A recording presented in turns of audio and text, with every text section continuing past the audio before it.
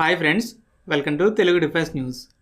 ఇక టాపిక్లోకి వెళ్తే ఇండియా స్ట్రాటజిక్ ఫోర్సెస్ కమాండ్కి ఫార్మర్ హెడ్ అయిన ఎయిర్ మార్షల్ రాజేష్ కుమార్ గారు ది వీక్ మ్యాగజైన్కి ఒక ఆర్టికల్ని రాశారు.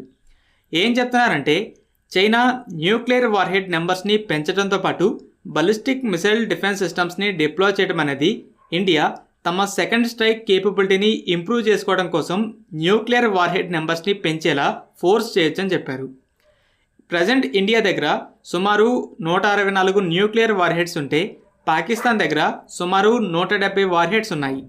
అయితే ఇండియా నూక్స్తో పాటు బిఎండి సిస్టమ్స్ని కూడా డిప్లాయ్ చేసింది. దీనివల్ల పాకిస్తాన్కి ఒకవేళ మనం నూక్స్ని వాడితే ఇండియన్ బిఎండి సిస్టమ్స్ వాటిలో చాలా పోర్షన్ని స్టాప్ చేస్తాయి. దీంతో ఇండియా సెకండ్ స్ట్రైక్ అంటే ప్రతిదాడి చేస్తుందనే భయం అనేది ఏర్పడింది.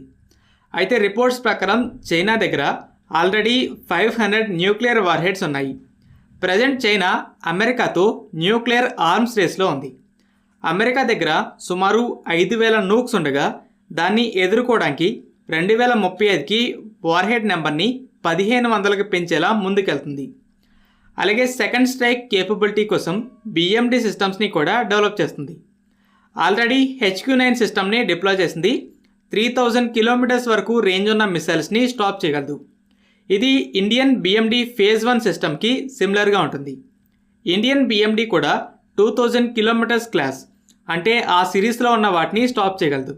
అయితే చైనా లాస్ట్ ఇయర్ ఒక మిడ్ కోర్స్ ఫేజ్ ఇంటర్సెప్టర్ని కూడా టెస్ట్ చేసింది. ఇది AD-1 కాకుండా AD-2కి సిమిలర్గా ఉంటుంది.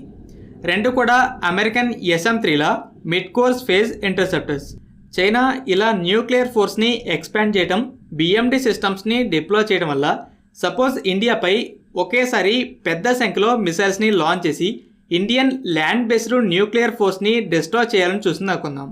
ఇండియా అటాక్లో సర్వైవ్ అయిన మిసైల్స్ని ఫైర్ చేస్తే వాటికి అగెన్స్ట్గా చైనీస్ బిఎండి సిస్టమ్ కూడా ఉంటుంది. అయితే ప్రజెంట్ అగ్ని-5 లాంటి ICBMస్ని హై సక్సెస్ రేట్తో స్టాప్ చేయగలిగే సిస్టమ్ ఎవరి దగ్గర లేదు. ఇండియా రీసెంట్ ఇయర్స్లో ఈ అగ్ని-5, అగ్ని-ప్రైమ్ మిసైల్స్ని డెవలప్ చేసింది. బెటర్ మొబైల్ లాంచర్స్, క్యానిస్టరైజ్డ్ మిసైల్స్ అవ్వడం వల్ల అటాక్కి ఫాస్ట్గా రెస్పాండ్ అవ్వచ్చు. అలాగే MARV, MIRV, డికాయ్స్ లాంటి టెక్నాలజీస్ వల్ల మిసైల్ డిఫెన్స్ ముందు కూడా సర్వైవ్ అవ్వగలిగే సామర్థ్యం ఉంది. అలాగే nuclear ballistic missile submarine INS అరిహంత్ని డిప్లాయ్ చేయడం వల్ల సెకండ్ స్ట్రైక్ కేపబిలిటీ ఇంకా ఇంప్రూవ్ అయింది. అయితే రాజేష్ కుమార్ గారు సబ్మెరైన్స్లో కూడా ఇలా MIRVతో లాంగ్ రేంజ్ SLBMస్ని డిప్లాయ్ చేయాలి. దీంతోపాటు ఎయిర్ లాంచ్డ్ బలిస్టిక్ మిసైల్స్ని కూడా డెవలప్ చేయాలని చెప్పారు. అప్కమింగ్ K5 మిసైల్లో MIRV ఉంటుందని స్ట్రాంగ్ ఇండికేషన్స్ ఉన్నాయి. అయితే రుద్రం సిరీస్ మిసైల్స్ 3 కూడా టాక్టికల్ మిసైల్స్, కన్వెన్షనల్ వార్హెడ్స్ కోసమే డిజైన్ చేయబడ్డాయి. Su-30 కోసం కింజాల్లా ఒక స్ట్రాటజిక్ లాంగ్ రేంజ్ ఏరో బలిస్టిక్ మిసైల్ని కూడా డెవలప్ చేయాలని సలహా ఇస్తున్నారు.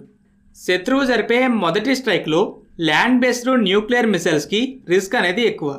న్యూక్లియర్ వార్ టెన్షన్స్ అప్పుడు ఎయిర్ ఫోర్స్ జెట్స్ అనేవి న్యూక్లియర్ బాంబ్స్, మిసైల్స్ని ఎక్విప్ చేసుకొని గాల్లోకి వెళ్ళిపోతాయి. అదేవిధంగా సబ్మెరైన్స్ కూడా మిసైల్స్ని లోడ్ చేసుకొని సముద్రంలోకి వెళ్ళిపోతాయి. ఇలా సెకండ్ స్ట్రైక్ కేపబిలిటీ అనేది ఉంటుంది.